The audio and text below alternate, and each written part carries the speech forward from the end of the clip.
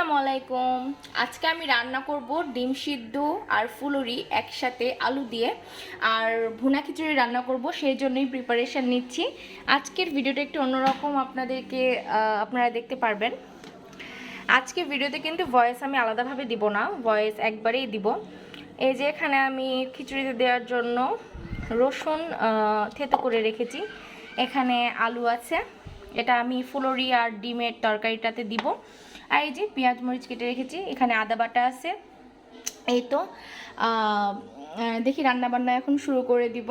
খিচুড়ি রান্না করার জন্য আমি চাল আর ডালও ধুয়ে রেখেছি। তো চলুন ভিডিওটি শুরু করা যাক।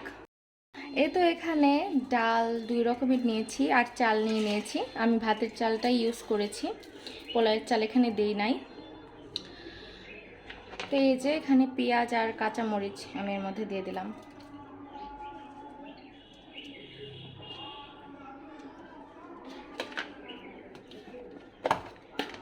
দিয়ে দিচ্ছি আদা বাটা, রসুন বাটা, একসাথেই আমি সবসময় আদা রসুন বাটি। তারপরে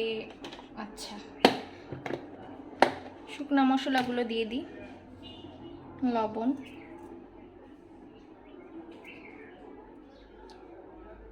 দিয়ে দিলাম হলুদের গুঁড়া, দিয়ে দিলাম মরিচের গুঁড়া। আমি একটু কাঁচামরিচ দিয়েছি, এই জন্য মরিচের গুঁড়া কম দিলাম। তারপরে এই যে দুইটা তেজপাতা চলে গেল,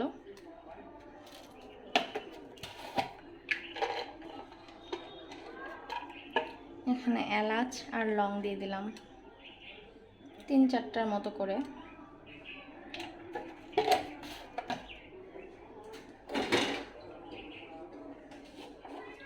আমি কিন্তু জিরা গুঁড়া দিয়েছিলাম না, এখানে জিরা গুঁড়াও দিয়ে দিলাম। দারচিনি দিয়ে দিলাম,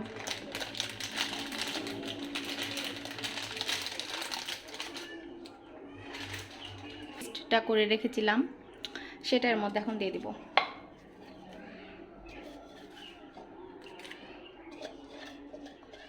রসুন মাস্ট বি খিচুড়িতে দিতে হবে, তাহলে অনেক টেস্ট হবে আর কি। তো এখন লাস্ট আমি তেল দিয়ে দিলাম এর মধ্যে।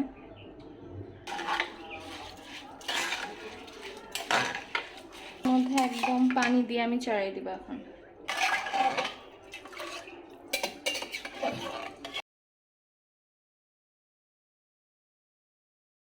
ফার্স্টে কড়াইয়ে তেল দিয়ে আমি আলু আর পেঁয়াজটা ভেজে নিচ্ছি, আর ওইদিকে তো আমি খিচুড়ি চড়াই দিয়েছি, আপনারা দেখতে পাচ্ছেন। মোটামুটি ভাজা হয়ে গেছে, এখন আমি এর মধ্যে যত মশলা দিয়ে দিব, গুঁড়া মশলাগুলো, লবণ,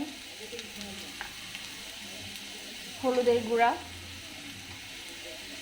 মরিচের গুঁড়া একটু বেশি করে দিব বলেছিলাম, এখানে আমি কাঁচা মরিচ ব্যবহার করব না, মরিচের গুঁড়া একটু বেশি করে ব্যবহার করব যেন একটু ঝাল ঝাল হয়। এদিকে দিয়ে দিলাম জিরা গুঁড়া,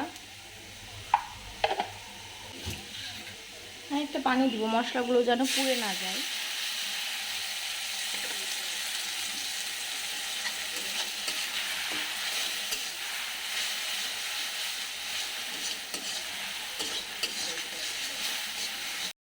ভালো মতো এটা কষানো আমার হয়ে গেছে, এখন আমি এর মধ্যে ডিম দিয়ে দিব।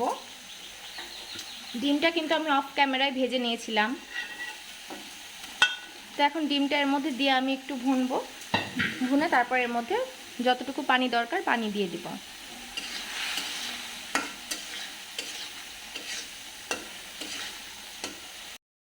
এই তো এখানে দেখতে পাচ্ছেন ভালো মতো ডিমের সাথে আলুগুলো ভুনে নিয়েছি, আর তেলও ওপরে চলে আসছে। এখন আমি এর মধ্যে পর্যাপ্ত পানি দিয়ে দিব এবং এটা ঢেকে দিব।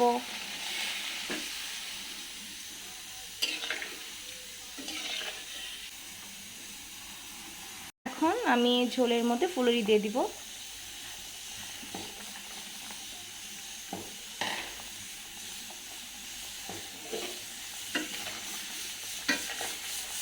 ঝোলের মধ্যে ফুলুরিগুলো দিয়ে দিলাম, কারণ ভেতরে একটু মশলা ঢুকবে ফুলুরির, এভাবে হবে। তো আমি এখন আস্তে দিয়ে দিব এবং আস্তে ধীরে এই রান্নাটা করতে হবে।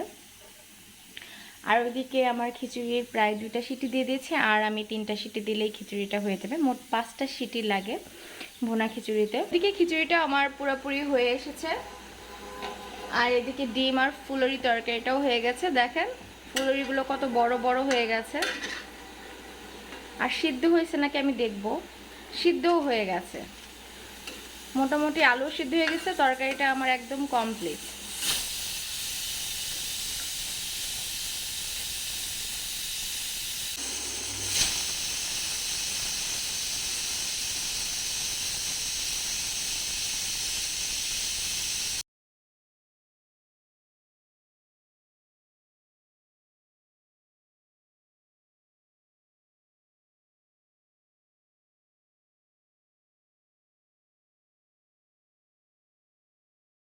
আমার আজকের রান্নাটা আপনাদের কেমন লেগেছে অবশ্যই জানাবেন। আজকের মতো এখানেই বিদায় নিচ্ছি। সবাই ভালো থাকবেন, সুস্থ থাকবেন। আল্লাহ হাফেজ।